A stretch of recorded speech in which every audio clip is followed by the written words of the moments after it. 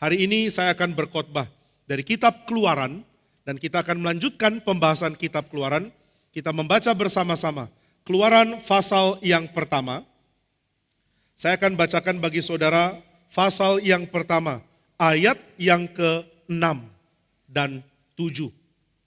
Keluaran 1 ayat 6 dan 7. Kemudian matilah Yusuf serta semua saudara-saudaranya dan semua orang yang seangkatan dengan dia. Orang-orang Israel beranak cucu dan tak terbilang jumlahnya. Mereka bertambah banyak dan dengan dahsyat berlipat ganda sehingga negeri itu dipenuhi mereka. Mari sekali lagi kita berdoa. Bapa di surga, kami mohon Tuhan berikan kami firman. Baik kami orang-orang tua maupun pemuda maupun remaja maupun anak-anak, bahkan kanak-kanak yang sudah dapat mengerti bagaimana berbicara dan mendengar kalimat. Biarlah kami semua diberkati dengan firman yang Tuhan rela berikan kepada kami. Pimpin hamba-Mu yang hina, layakkan dia menyatakan Tuhan yang mulia, dan pimpin kami yang cemar untuk mendapatkan kekudusan, oleh karena Tuhan menyatakan firman yang mulia kepada kami. Tuhan berkatilah kami, bukan dengan berkat yang dapat hancur dari dunia ini, tapi dengan berkat kekal yang menjadikan kami saluran berkat bagi yang lain memperoleh berkat yang sama. Kiranya Tuhan rela mempermuliakan nama Tuhan dan kiranya Tuhan rela meninggikan kebenaran-Mu untuk kami hidupi. Di dalam nama Tuhan Yesus kami berdoa dan bersyukur. Amin. Saudara sekalian, Tuhan memberi janji kepada Abraham. Setelah itu janji itu turun kepada Ishak, lalu setelah itu turun kepada Yakub. Dan setelah itu Tuhan bangkitkan seorang bernama Yusuf. Yusuf adalah orang yang sekaligus mulia, sekaligus kasihan. Di satu sisi dia orang penting, di sisi lain dia mengorbankan identitas Israelnya demi mempertahankan janji Tuhan. Di dalam Alkitab banyak orang berkorban, tapi tidak banyak orang lihat Yusuf berkorban. Wah, kalau kita baca kisah Yusuf, kita lihat ada kisah sukses. Yusuf hebat, tadinya anak yang masih muda dibully sama kakak-kakaknya. Kakak-kakaknya benci dia, mengatakan, Yusuf, kenapa kamu disayang papa? Yusuf bingung, saya disayang papa kan papa yang pilih, tapi kakak-kakak tidak suka. Maka waktu papanya berikan jubah yang bagus, kakak-kakaknya marah sekali. Ini si tukang mimpi, ini orang yang paling dicintai papa, mari kita bunuh dia, mari kita lawan dia, mari kita matikan dia. Kakak-kakaknya membenci Yusuf. Akhirnya satu orang kakak bilang, jangan matikan dong. Ini adik kita loh. Masa adik dimatikan? Adik tapi disayang papa. Lebih dari kita. Mati. Supaya kita bebas dari orang yang merebut cinta papa yang harusnya untuk kita. Tapi kakaknya bilang, jangan. Dia adik kita. Jangan sampai mati. Silakan lakukan apapun. Tapi jangan matikan. Akhirnya Yusuf dimasukkan ke dalam sebuah sumur. Yusuf tidak mengerti. Kenapa aku dimasukkan ke dalam sumur? Kakak-kakak, salah saya apa? Diam, kamu tidak berhak bicara. Baik, saya tidak bicara. Tapi saya mau tahu salah saya apa. Kamu pokoknya diam, kami benci kamu. Yusuf ditaruh di dalam sumur, lalu kakak-kakaknya berunding. Kita apakan ya? Dimatikan katanya jangan. Dihidupkan kita yang gak suka. Bagaimana caranya? Tapi dari jauh ada orang bawa gerobak ditarik oleh kereta, oleh seekor sapi. Gerobak ditarik sapi. Di belakangnya gerobak ditarik oleh keledai. Di belakangnya ada unta. Wah, ini adalah pedagang besar, pedagang kaya. Karena punya banyak barang-barang dagangan. Ditarik di dua gerobak dan beberapa ekor unta. Waktu saudara-saudara Yusuf lihat, nah ini ada pedagang dari suku Ismail. Dari orang Ismail. Pegawainya saudara kita yaitu Ismail. Jual saja ke dia. Oke, kita jual. Yusuf dinaikkan ke atas. Lalu ditangkap, dimasukkan ke dalam kandang, dimasukkan ke dalam kurungan untuk budak. Yusuf kaget, kenapa saya dimasukkan ke kurungan budak? Lalu dia dibawa ke Mesir, sampai di Mesir dia dijual sebagai budak. Zaman dulu ada pasar budak, wah ngeri ya. Di pasar budak jual apa? Jual budak. Perbudakan adalah hal biasa. Satu negara kalahkan negara lain, maka negara itu akan ditaklukkan, lalu laki-laki yang sehat jadi budak. Negaramu sudah kalah, sekarang kamu cowok-cowok, laki-laki yang kuat, yang hebat, yang muda, semua jadi budak. Kami tangkap, kami bawa ke negara kami, dijual jadi budak.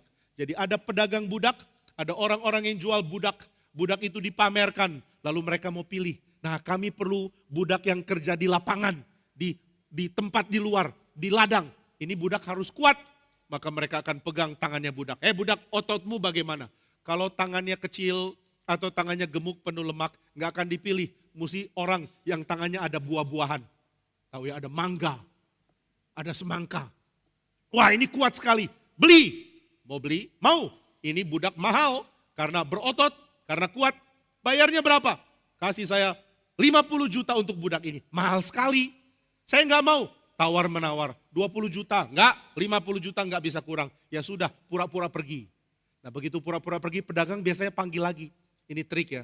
Pura-pura pergi, pedagang. Oke, mau berapa? Ayo, berapa tawarnya? Ya sudah, kalau gitu saya tawar. Berapa? 35 juta.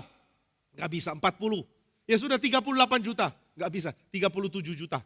Oke, 37 juta 350.521. Oke, nah deal, setelah deal budaknya dibeli seperti barang. Manusia kok dijual seperti barang. Inilah yang terjadi pada zaman dulu, termasuk Yusuf. Yusuf bukan orang berotot, tapi dia punya wajah sangat tampan dan kelihatan sangat cerdas. Kalau budak cerdas, biasanya harganya juga mahal. Biarpun tidak ada otot, tapi dia punya pikiran. Dia bisa jadi pengelola rumah tangga. Dia bisa atur laporan keuangan. Dia bisa bikin begitu banyak pekerjaan di rumah. Ini budak lebih mahal dari budak yang pakai otot. Jadi budak pakai otot mahal, budak pakai otak lebih mahal lagi. Mirip kita sekarang ya. Kerja pakai otot murah. Kerja pakai otak mahal. Kerja pakai skill mahal. Kerja pakai keahlian seni tinggi lebih mahal lagi. Nah, jadi orang-orang ini dijual, kemudian Yusuf dibeli sama Potifar. Yusuf jadi budak, sekarang jadi kepala rumah tangga. Sudah jadi kepala rumah tangga difitnah sama istri Potifar. Kalau Pak Tong sebutnya nyopot. Nyonya Potifar. Nyopot. Wah, nyonyanya jahat sekali. Mau Yusuf, mau dengan dia. Mau tidak setia dengan suaminya. Yusuf bilang, mana mungkin saya berdosa kepada Tuhan dan kepada suamimu. Bos saya. Yusuf tolak, tapi akhirnya dia difitnah, masuk penjara. Wah, hidupnya naik turun terus ya. Naik, turun. Aduh, kalau begini hidupnya nggak beres. Sepertinya sekarang menderita, masuk ke dalam penjara dan tidak tahu mau lakukan apa lagi. Yusuf di dalam penjara sedih. Saya adalah anak yang disayang tadinya. Lalu saya menjadi seorang yang atur rumah tangga orang lain yang penting. Saya atur semua dengan baik, saya difitnah. Sekarang setelah difitnah saya dimasukkan ke dalam penjara. Saya sedih, hidup saya sangat menderita. Tapi kemudian Tuhan anugerahkan Yusuf mampu baca mimpi. Termasuk mimpi 2 orang pegawai Firaun. Dan pada akhirnya bisa tafsir mimpi Firaun. Lalu Yusuf naik pangkat. Bukan cuma tafsir mimpi Firaun, Firaun langsung dapat kesan. Orang ini sangat pintar. Nah, ada banyak penafsir mengatakan pada waktu itu Firaunnya masih kecil. Loh kok bisa? Kadang-kadang ada orang jadi raja atau jadi Firaun lalu mati.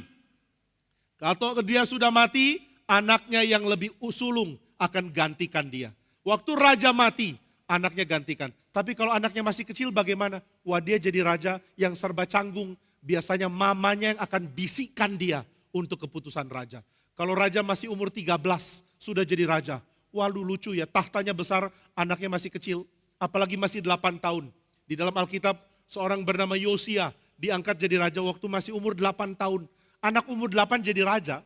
Coba saya tanya di sini yang umur 8 siapa, boleh angkat tangan? Gak ada ya, sudah sibuk jadi raja semua. Anak kecil jadi raja tahu apa sih? Nanti jenderal datang, tuanku raja, mau minta nasihat. Apakah kita pergi perang atau kita tahan diri dulu? Waduh, anak umur 8 bingung. Mau apa ya? Bapak siapa? Aku jenderal Anda, Tuan Raja. Oh jenderal, iya mau apa Pak Jenderal, Om Jenderal? Tuan Raja mohon masukan, kita perang atau jangan? Terserah Om Jenderal aja. Mana bisa Raja begitu? Maka Raja biasanya kalau masih muda dibisik oleh mamanya. Nak, ya ma, suruh jenderal perang. Oh iya, Om Jenderal, sana perang. Baik Tuan, titah Tuan kami laksanakan. Lalu mereka perang. Nah jadi Raja waktu masih kecil naik tahta, dia perlu penasehat. Banyak orang tafsirkan Firaun waktu naik tahta, mungkin masih kecil. Mungkin masih anak-anak karena papanya sudah meninggal. Kalau begitu dia perlu nasihat. Nasihat dari siapa dia bingung. Dari mamanya, mungkin dari mamanya. Tapi pemimpin-pemimpin lain, waktu dengar Yusuf memberikan penjelasan dengan wajah yang tampan, dengan mata yang cerdas, orang langsung tahu ini orang brilian, ini orang sangat berbijaksana. Maka mereka usulkan bagaimana kalau Yusuf saja jadi penasehat. Jadi raja muda dapat penasehat sehebat Yusuf. Akhirnya kerajaannya berjalan baik. Yusuf melakukan keputusan. Raja tidak mau ikut-ikut lagi. Raja lepaskan cincin dan mengatakan, Yusuf pakai cincinku biar kamu yang memimpin seluruh kerajaan. Sampai kapan? Sampai raja cukup besar untuk memerintah sendiri.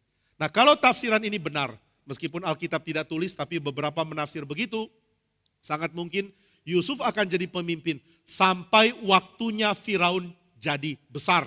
Atau sampai waktunya Firaun cukup sanggup memerintah sendiri. Lalu Yusuf turun pangkat menjadi penasehat raja. Berarti waktu Firaun menyuruh Yusuf yang ambil keputusan. Pada waktu itu Yusuf bertindak tanpa ada siapapun di atas dia. Loh kan ada Firaun. Firaun tidak tahu apa-apa. Firaun menyerahkan semua urusan kepada Yusuf. Yusuf benar-benar menjadi pemimpin seluruh Mesir. Dia nggak perlu datang ke Firaun, Pak Firaun ACC dong, minta tanda tangan, minta persetujuan. Dia jalankan semua sendiri. Karena raja mengangkat dia menjadi penasehat dan raja memberikan cincin mengatakan silakan atur negara ini. Nah maka banyak penafsir bilang nggak mungkin ini dilakukan oleh Firaun yang dewasa. Orang sudah dewasa, sudah berpengalaman, sudah tua apalagi. Nggak mungkin mau dengar nasihat anak muda. Jadi karena anugerah Tuhan, pada waktu itu Firaun dipimpin orang muda yang belum berpengalaman. Karena anugerah Tuhan, Tuhan bangkitkan Yusuf, lalu menjadi orang kepercayaan Firaun ini.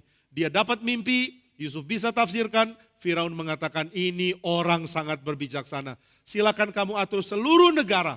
Maka Yusuf punya kebebasan atur segala hal, mengatur semua dari hal besar sampai hal kecil. Wah kita lihat ini, Yusuf mendapatkan keadaan yang bagus, yang hebat. Tapi ternyata ada problem. Problem apa? Jadi pemimpin kok problem? Problem.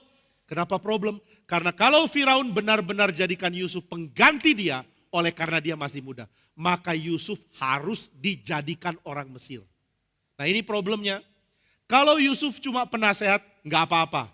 Yusuf siapa? Penasehat raja. Oh penasehat raja. Penasehat Firaun. Iya penasehat Firaun. Oh ya sudah kalau penasehat Firaun, nasihatilah Firaun. Tapi ini tidak. Firaun bilang saya masih muda, saya kurang pengalaman. Yusuf, kamulah yang tangani seluruh negeri ini. Loh mana boleh, dia bukan orang Mesir. Kalau dia bukan orang Mesir, mari lantik dia jadi orang Mesir. Jadi Yusuf dijadikan orang Mesir. Dia dipakaikan pakaian Mesir. Dia diberikan tanda-tanda. Ini tato modern ya. Tanda berupa gambar atau kalau kita bilangnya tato. Yang menandakan dia menjadi orang Mesir. Jadi orang Mesir dari dulu pakai tato loh. Orang sekarang ikut-ikutan orang Mesir 3000 tahun yang lalu lebih. Nah Yusuf menjadi orang Mesir. Yusuf dipakai pakaian Mesir. Yusuf menikah dengan orang Mesir.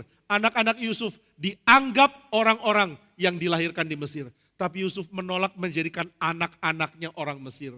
Anak-anak saya bukan orang Mesir, anak-anak saya harus orang Yahudi. Harus meneruskan saya. Kenapa? Karena saya akan segera dicoret dari silsilah Israel. Loh kenapa dicoret? Sebab sekarang saya sudah jadi orang Mesir. Jadi ada satu pengorbanan yang banyak orang tidak sadar. Yaitu Yusuf terpaksa menghilangkan tempat dia di dalam keturunan Israel. Kamu kan anaknya Yakub? Ya. Tapi sekarang saya diangkat jadi orang Mesir. Saya melepaskan identitas Israel saya. Wah banyak orang tidak tahu berapa menderitanya Yusuf dalam hal ini. Yusuf adalah orang saleh. Dia tahu papanya terima janji dari Tuhan. Tuhan sudah janji kepada Abraham, kakek buyutnya. Kepada Ishak, kakeknya. Dan kepada Yakub. Bahwa Tuhan akan berkati keturunan Abraham, keturunan Ishak, dan keturunan Yakub. Berarti Yusuf tahu yang akan dapat berkat begitu limpah adalah keturunan Yakub. Kalau begitu harusnya saya jadi keturunan Yakub.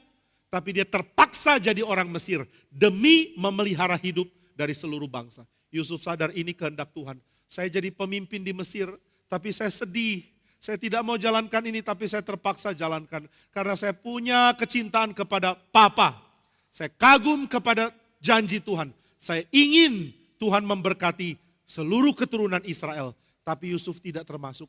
Itu sebabnya di dalam suku-suku Israel tidak ada suku Yusuf. Hanya ada suku dari anak Yusuf 2 orang. Yaitu yang pertama, siapa yang tahu? Efraim. Yang kedua, Manasye. Ada suku Efraim, suku terbesar di Israel. Yang kedua, suku Manasye, suku yang termasuk besar meskipun tidak sebesar Efraim. Suku Efraim jadi suku yang besar bukan main. Kenapa Efraim? Kenapa bukan suku Yusuf? Karena Yusuf tidak berhak taruh namanya di dalam nama anak-anak Yakub. Ini sedih sekali.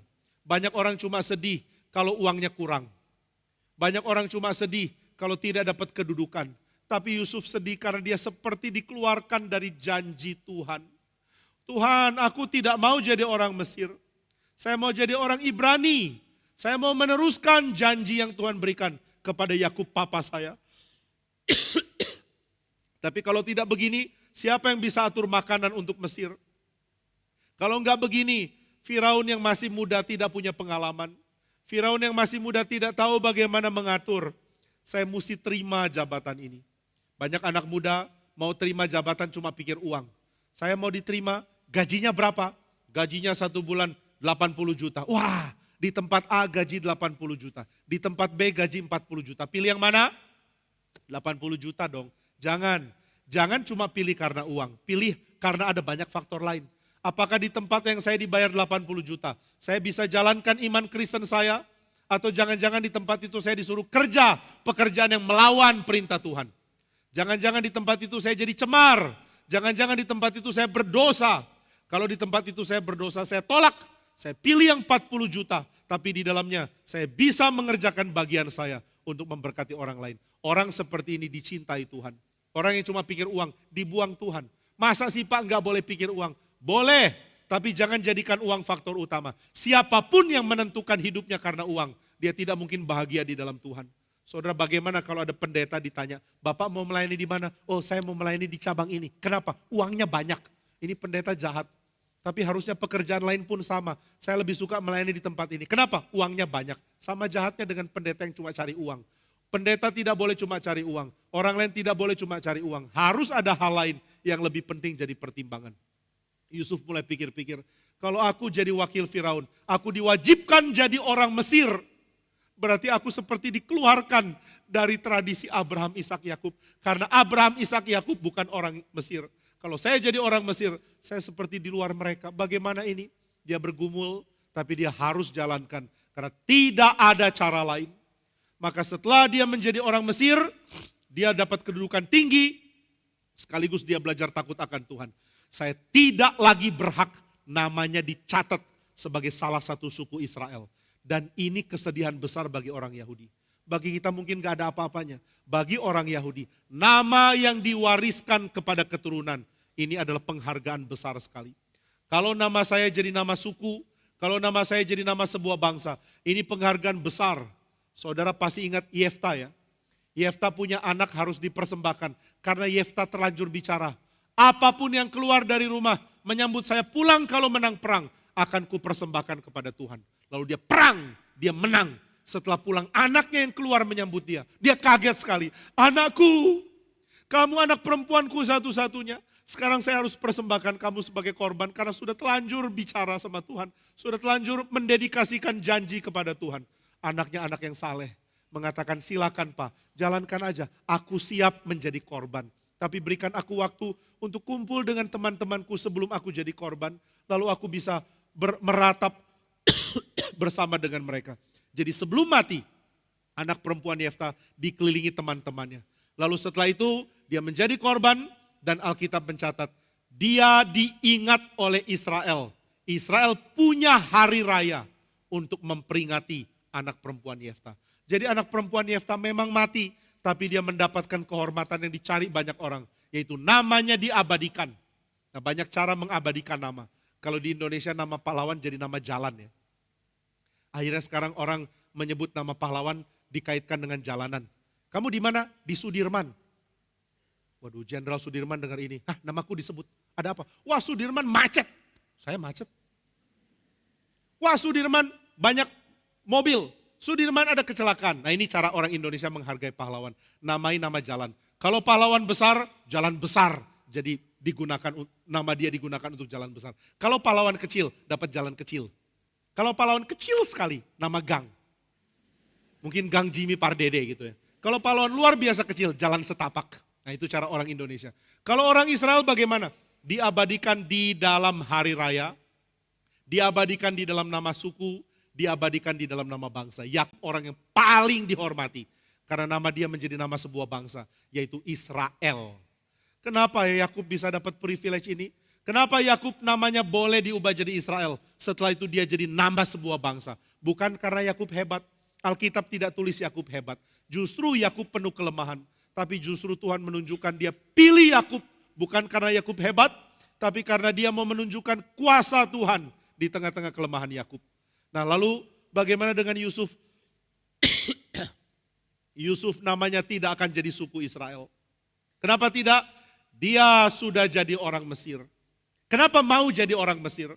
Karena kalau tidak begini, makanan tidak ada yang simpen. Gandum tidak yang atur. Nanti orang Mesir lihat ada panen gandum yang limpah. Mereka malah foya-foya. Maka Yusuf harus jadi pemimpin. Lalu Yusuf bikin gudang. Di mana-mana ada gudang. Bikin gudang. Bentuknya saya nggak tahu bentuk kotak atau piramid atau apapun. Pokoknya taruh gandum di sini. Orang panen gandum begitu banyak. Hore gandumnya banyak. Yusuf bilang, itu gandum ya? Iya Tuan Yusuf, ini gandum. Taruh di tempat penyimpanan gandum. Oh Pak Yusuf, kami mau jual ini. Enggak, jangan dijual. Kami mau ini milik kerajaan. Loh, tapi Pak Yusuf, ini kan milik kami. Pajak. Yusuf kasih pajak sampai puluhan %. Kamu punya panen, saya pajak banyak sekali. Tapi orang Mesir tidak protes. Karena meskipun pajaknya besar, mereka punya pendapatan besar sekali. Sehingga mereka tidak merasa rugi. Oke, berapa puluh % untuk kerajaan, kami tetap punya banyak gandum. Akhirnya gandum di Mesir subur banyak sekali. Simpanannya begitu banyak. Karena ada 7 tahun kelimpahan. Tiap kali tahun selesai, gudang makin penuh. Akhirnya Yusuf bilang, bikin gudang baru. Mereka bikin gudang baru lebih banyak, semuanya isinya gandum. Jadi di zaman Yusuf, di mana-mana ada gandum. Kalau kita pergi ke puncak gunung, kiri kanan kulihat saja banyak pohon cemara gitu ya. Kalau zaman Yusuf, aku pergi kemana-mana kiri kanan kulihat saja banyak gandum. Di mana-mana gandum, tapi 7 tahun segera berakhir. Setelah 7 tahun selesai, muncul 7 tahun kekeringan. Nah saudara jangan lupa ya, 7 tahun kelimpahan akan disertai 7 tahun kekeringan. Yang sembarangan pakai uang, yang tidak pikir masa depan akan rugi. Lalu ketika 7 tahun kekeringan, seluruh dunia menderita. Gak ada yang selamat, semua kurang makan, tapi mereka bisa datang ke Mesir. Mesir menjadi penyelamat bagi seluruh bangsa. Siapa pahlawannya? Yusuf. Maka Yusuf menjadi orang penting, dia menjadi kunci bagi terpeliharanya seluruh Mesir dan seluruh Israel. Nah ini terjadi karena dia ambil posisi sebagai pemimpin Mesir. Meskipun dia akhirnya harus kehilangan jabatan, harus kehilangan hak sebagai orang yang diabadikan di dalam silsilah Israel. Nah maka di dalam kitab suci, silsilah itu penting. Kenapa? Karena menunjukkan siapa kepala silsilah. Siapa orang kunci bisa ada silsilah ini. Kenapa sih silsilah penting? Karena mau menunjukkan waktu Tuhan berjanji kepada satu orang, keturunannya lah yang akan menerima janji itu. Saudara kalau diberikan pilihan oleh Tuhan, kamu mau saya berkati kamu? Saudara tentu bilang mau. Lebih suka mana? Berkat bagi zaman kamu atau berkat bagi lintas zaman. Saudara jangan jadi orang bodoh. Jadilah orang bijak yang mengatakan Tuhan berkati saya dengan berkat yang melintasi generasi. Karena berkat Tuhan yang paling penting adalah berkat yang melampaui kematian. Sudah mati pun berkat Tuhan tidak pernah berhenti. Ini tidak mungkin diberikan oleh dunia. Dunia tidak bisa lagi menolong orang yang sudah mati. Saudara jadi dokter mau obati orang. Tapi kalau orang itu sudah mati percuma diobati. Kalau saudara didatangi orang, tolong ini papa saya sakit. Lalu saudara lihat, wah maaf papamu sudah mati. Oh papa saya sudah mati ya, tolong kasih antibiotik. Gak bisa, kenapa kasih antibiotik? Supaya sembuh dari matinya, gak bisa. Begitu orang sudah mati, dokter tidak bisa berikan apapun yang menolong. Tidak ada berkat lagi, saudara tidak bisa berikan apa-apa. Kalau orang tua sudah meninggal, orang sudah mati tidak bisa ditolong. nanti suatu saat kalau saya sudah mati, lalu saudara datang dan bilang, Pak Jimmy, saya belikan Bapak arloji ya. Bapak kan suka arloji, lalu saudara pakaikan di tangan saya, enggak berguna, saya tidak tiba-tiba bangun. Lo lihat, thank you ya, pluk mati lagi. Enggak bisa, saya sudah mati, tidak ada apapun lagi yang bisa diberikan untuk menambah bahagia saya. Saya sudah mati kok, orang mati tidak bisa ditolong. Orang mati tidak bisa diberi sukacita. Orang mati tidak bisa diberi harta. Orang mati tidak bisa ditolong dengan beri makanan. Saudara kalau lihat orang sudah meninggal kelihatan kurus, lalu saudara belikan pizza. Enggak ada guna. Kamu kelihatan kurus, sudah mati kok kurus. Mati itu harusnya lebih gemuk. Ini supaya lebih gemuk makan pizza. Orang mati tetap begini. Oh ya sudah, saya bukakan mulut taruh pizza di situ. Enggak bisa. Jadi orang mati tidak bisa dapat tambahan berkat. Kecuali berkat utama dari Tuhan. Ini yang unik. Berkat utama dari Tuhan tidak pernah bisa dikalahkan oleh kematian. Maka saudara mesti minta berkat yang mengalahkan kematian. Berkat seperti apa yang mengalahkan kematian? Berkat yang akan diberikan turun-temurun. Di dalam kitab Amsal dikatakan, orang bijak akan menasehati anaknya. Nak, jadikanlah nasihat saya kalung. Jadikanlah nasihat saya seperti sesuatu yang dipegang dekat dengan jantungmu. Kenapa? Karena nasihatku adalah apa yang aku dapat dari Tuhan, yang aku mau berikan kepada generasi berikut. Maka saudara jangan jadi orang bodoh yang cuma wariskan kepada anak hal-hal yang hanya mati di generasi kedua. Banyak pepatah mengatakan generasi pertama miskin, berjuang jadi kaya. Generasi kedua mewarisi kekayaan. Generasi ketiga mewarisi senang-senang. Generasi keempat jatuh miskin lagi. Ini buruk sekali. Mari wariskan hal yang bikin orang menyadari berkat yang saya wariskan dari orang tuaku melampaui kematian. Dan ini yang diwariskan Abraham kepada Ishak. Abraham mewariskan kepada Ishak janji Tuhan. Ishak, kamu adalah anak yang dipilih oleh Tuhan untuk mewariskan janji Tuhan kepadaku. Dari Abraham kepada Ishak. Setelah Ishak kepada Yakub, meskipun Esau kakak sulung. Esau kakak sulung, tapi Yakub ngotot, saya mau yang pertama. Maka waktu dua anak lahir, Esau lahir duluan. Lalu Yakub memegang tumitnya Esau keluar. Nah ini menurut dugaan arti nama Yakov. Arti Yakov itu ada banyak ya. Sebenarnya arti yang baik ada. Tapi orang ingatnya dia adalah pemegang tumit. Akhirnya orang kenalnya Yakov itu pemegang tumit.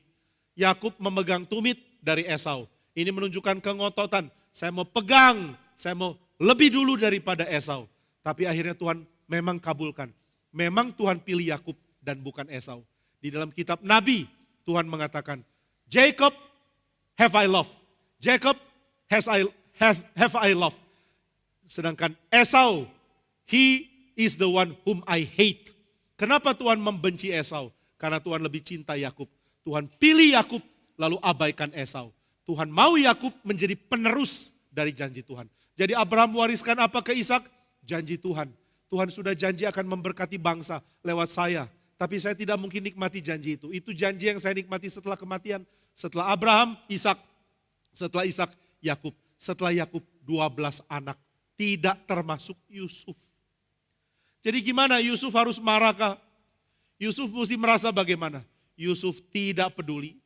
Kalau aku tidak diizinkan dapat nama dari Tuhan untuk diabadikan. Tidak apa-apa. Saya tetap akan kerja keras. Saya tetap akan kerjakan apa yang penting. Maka Yusuf meskipun tidak diabadikan di dalam nama suku Israel. Namun dia diabadikan sebagai tokoh di dalam kisah Israel. Menjadi tokoh salah satu yang paling penting. Abraham, Ishak, Yakub, dan ada Yusuf. Menjadi anak yang penting sekali dari seluruh anak-anaknya Yakub. Yusuf seorang yang baik. Yusuf seorang yang jaga kekudusan. Yusuf seorang yang rela dijadikan sama dengan bangsa kafir. Demi menjalankan tugas Tuhan. Saudara kita ini punya pikiran beda dengan Alkitab. Karena yang kita suka, yang kita anggap penting, dihina oleh Alkitab. Sedangkan hal yang disukai oleh Tuhan dan dianggap penting oleh Tuhan dan tercatat di Alkitab. Ini yang sering kita abaikan. Maka saudara mari kita pikirkan baik-baik. Di dalam kitab suci, nama adalah penting. Tapi Yusuf rela kehilangan itu.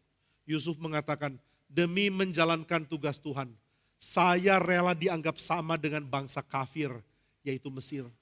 Ya sudah, saya dianggap orang Mesir, orang kafir, orang yang tidak ada guna, yang tidak termasuk umat Tuhan.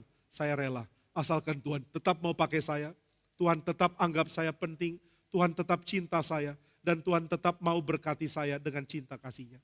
Nah itu sebabnya Yusuf menjadi orang penting, dan meskipun dia tidak dijadikan nama yang abadi, dia tetap dapat catatan, dapat tempat di dalam sejarah Israel. Karena dia benar-benar menjalankan tugas tanpa interest apapun. Saya disuruh Tuhan mengelola Mesir, saya kelola Mesir. Saya disuruh Tuhan untuk memelihara hidup papaku dan anak-anakku, saya pelihara hidup mereka. Nah inilah yang dilakukan oleh Yusuf. Maka kita mau cari tahu, berkat Tuhan itu seperti apa? Apa hal utama yang Tuhan mau kita ketahui? Yang pertama, berkat Tuhan melampaui generasi, ini kita sudah bahas. Lalu yang kedua, berkat Tuhan hanya bisa dinikmati kalau ada janji kebangkitan, ini hal kedua. Saudara, kalau Tuhan menjanjikan kepada Abraham, Abraham, saya akan bikin keturunanmu besar. Saya akan bikin anakmu jadi berkat bagi seluruh bangsa. Kira-kira Abraham untung di mana? Oh, thank you Tuhan. Tapi Tuhan, waktu berkat itu sampai kepada bangsa-bangsa, saya kan sudah mati. Oh iya, kamu sudah mati.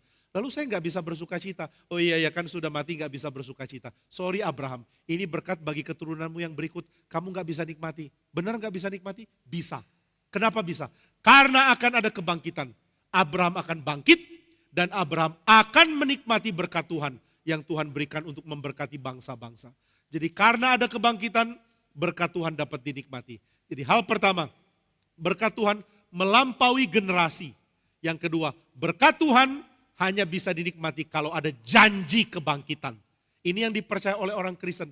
Orang Kristen percaya janji-janji Tuhan yang baru akan dinikmati dengan sempurna kalau ada kebangkitan. Ini berarti janji Tuhan melewati kematian. Sama seperti kalau saya janjikan saudara. Saya janji saya akan memberikan saudara barang yang berguna. Apa itu barang yang berguna? Senter. Saya berikan saudara lampu senter, barang yang berguna. Apa gunanya senter? Kalau saudara di tengah-tengah siang hari terik dengan matahari yang terang, saudara nyalakan senter. Saudara akan telepon saya, Pak Jimmy, hadiah Bapak kurang berguna. Saya tanya, kenapa kurang berguna? Saya sudah nyalakan, gak ada gunanya. Kapan kamu nyalakan? Kemarin jam 12 siang di saat terik. Loh, kenapa kamu nyalakan? Karena aku ingin tahu berapa bergunanya barang ini. Saya nyalakan, saya kurang lihat, kelihatan cahayanya pun tidak. Jadi apa gunanya senter ini? Maka saya akan jawab, coba tunggu sudah malam, tunggu semuanya gelap, tunggu tidak ada lampu menyala, tunggu tidak ada bintang bulan, nyalakan senternya, baru kamu tahu gunanya senter ini apa. Ada orang suka kasih teka-teki yang menjebak ya. Saya pernah dapat teka-teki. Ada satu orang sedang jalan, waktu itu nggak ada lampu yang nyala. Satu pun lampu tidak menyala. Di langit tidak ada bulan dan bintang yang kelihatan. Seluruh lampu dimatikan, bulan dan bintang tidak ada yang menyala. Tapi orang ini bisa berjalan tanpa tersandung. Kenapa? Saya bingung kenapa ya. Karena dia pakai sonar, kayak kelelawar? Bukan. Lalu kenapa? Karena siang hari. Ya siang hari nggak perlu cahaya, nggak perlu lampu, nggak perlu ada bintang dan bulan. Siang hari sudah ada matahari. Nah maka kalau orang menyalakan senter di siang hari nggak kelihatan. Tapi kalau dia di malam hari gelap, dia nyalakan senter baru dia tahu ini berguna. Demikian juga dengan janji Tuhan. Janji Tuhan kelihatan tidak ada arti kecuali ada kematian. Orang yang mendekati kematian atau orang yang pikir tentang kematian baru sadar. Janji Tuhan lebih besar dari hidup dan janji Tuhan lebih besar dari kematian. Janji Tuhan akan terlihat limpah justru karena ada kematian. Nah maka Tuhan janji kepada Abraham, Ishak dan Yakub dan sekarang kepada Yusuf. Kapan janji itu tergenapi? Nanti setelah mereka mati. Kalau gitu kematian Abraham, Ishak dan Yakub dan juga Yusuf tidak membatalkan pekerjaan Tuhan. Yusuf mati tapi Tuhan melanjutkan pekerjaannya. Nah ini yang kita lihat di dalam kitab Keluaran. Ayat 6 mengatakan, kemudian matilah Yusuf serta semua saudara-saudaranya dan semua orang yang seangkatan dengan dia. Waktunya Yusuf untuk ada di panggung sejarah Alkitab sekarang sudah lewat. Yusuf, sekarang kamu sudah mati, kamu tidak lagi dibahas. Sekarang yang akan dibahas siapa? Yang akan dibahas adalah anak-anak Israel, bangsa yang besar di Mesir ini. Di mana Yusuf? Yusuf masa lalu sudah tidak lagi dicatat di dalam panggung sejarah dari Alkitab. Nah maka inilah yang kita bisa lihat. Alkitab penuh dengan tokoh yang sementara. Alkitab penuh dengan tokoh yang nanti pada waktu kebangkitan akan menikmati janji Tuhan. Tapi sebelum kebangkitan mereka akan disingkirkan dulu dari cerita utama. Nah maka saudara jangan mau jadi tokoh utama terus. Akan ada saatnya saudara menyingkir dan membiarkan orang lain yang jadi tokoh utama. Jangan mau menjadi dominan terus. Banyak orang tua maunya jadi dominan terus. Anak umur 2, dia dominan. Anak umur 12, dia masih mau dominan. Anak umur 22, masih ngotot mau dominan. Nah di sini kalau ada orang tua seperti itu, bertobatlah kamu. Anakmu umur berapa? 22. Anak umur 22, kenapa masih kamu yang atur? Karena aku papanya kok. Aku berhak memiliki kedaulatan penuh. Jadi banyak orang tua itu mempertahankan the sovereignty of parents. Bukan the sovereignty of God. Teologi reform menekankan the sovereignty of God. Tapi kita ganti God dengan the sovereignty of mom and dad. Pokoknya anak mesti minta izin sama saya. Nak, mau ngapain? Saya mau pergi. Mau kemana? Mau ke ujung sana. Balik jam berapa? Mau kira-kira balik jam segini. Mau kerja apa? Kira-kira mau kerja ini. Mau kuliah apa? Kira-kira mau kuliah ini. Papa mama yang tentukan. Kamu mesti kuliah ini, kamu mesti kerja ini, kamu mesti nikah dengan ini, kamu mesti tinggal di mana. Orang tua itu kebangetan kalau bertindak seperti ini. Dia punya panggung sudah selesai, tapi mau terus ada di panggung. Kemarin di BCN ada drama yang sangat mengharukan ya, dan lucu. Apalagi pas setan keluar. Saudara nggak ikut lihat drama, rugi. Nanti minta tolong sama sutradara, bisa nggak ditampilkan suatu saat untuk saya, tapi bayar 50 juta. Kalau orang tokoh, misalnya satu orang jadi setan, lalu dia mau melawan tokoh utama, dia naik panggung sebagai setan. Wah, saya setan. Lalu tokoh utamanya melawan setan, setannya lempar panah, ditahan sama perisai iman. Setelah itu tokoh utama tikam setan, setannya mati. Tapi setannya menolak mati, mau nongkrong terus di panggung. Saya masih ada. Loh, skripnya bilang kamu mati loh. Gak mau, saya gak mau turun. Loh, kenapa gak mau turun? Aku suka panggung. Aku mau panggung. Akhirnya cerita dilanjutkan dengan setan masih nongkrong terus. Hei musafir, mau kemana kamu? Mau ke surga. Setan ikut.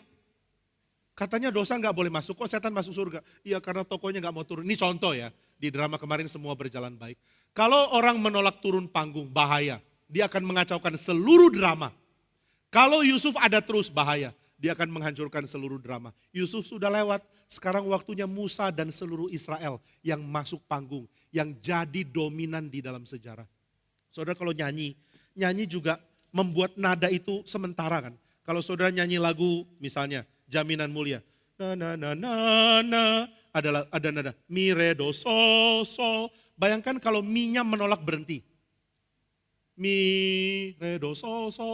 Coba minta tolong organis memainkan mi re do sol tapi mi re do-nya enggak diberhentikan, nyala terus. Fa sol la sol, tapi nadanya enggak ada yang menolak berhenti. Coba kita dengar kayak apa di organ. Silakan dimainkan karya yang akan hancur ini. Bukan, semua nada dibunyikan. Nadanya enggak berhenti.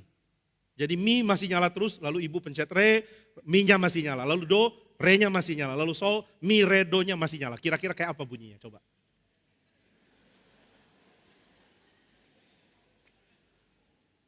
Coba Jessica. Oke, kita dengar ya. Di piano nggak bisa dong. Mesti di organ. Oh, saya aja main lah.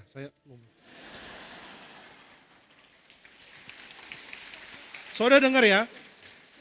Kalau kita nyanyikan. Nadanya di mana sih?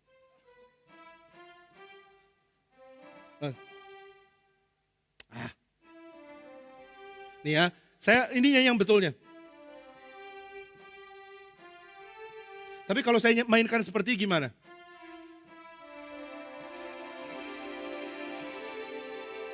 Lagu apa ini? Bagus ya? Kenapa bunyi begini? Karena nadanya nggak mau berhenti. Ini kalau saya main, nada mi berhenti. Mi, re, do. Mi-nya berhenti. Bagaimana kalau mi nggak mau berhenti? Re masuk, do masuk, lalu sol masuk. Kemudian